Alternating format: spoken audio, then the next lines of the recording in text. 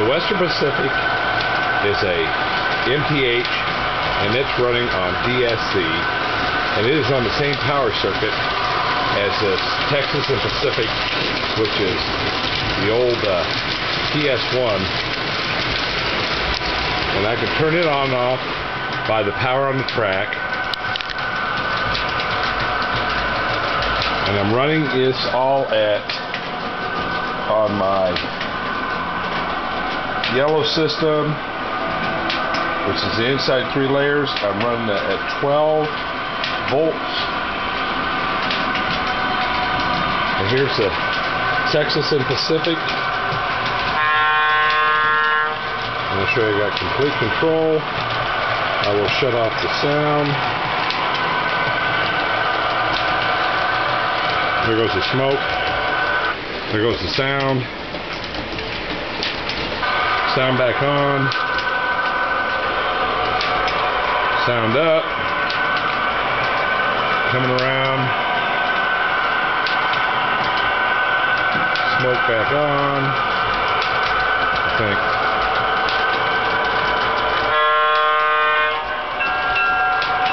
I got full control of my DCS system. And the only reason I'm doing this, I think, is because I'm running still at a real low power out. And I'm going to start up the Texas and Pacific once again. Turn my filming. Okay. Turn the power on to that block. It powers up the crane. Turn it off. And there she goes. So I'm running conventional and I'm running DCS at the same time. On the same power system on 2 different tracks.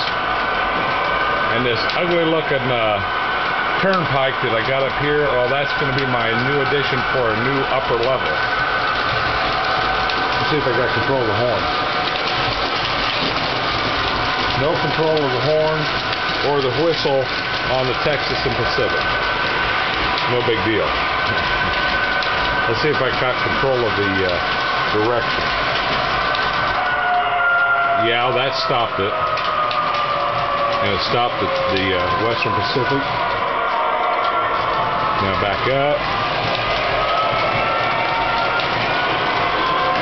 And then I'm going to shut the power off to it, because that's an isolated block.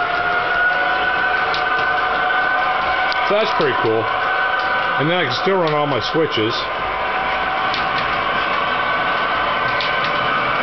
Now I'll show you something here. I'm almost out of time.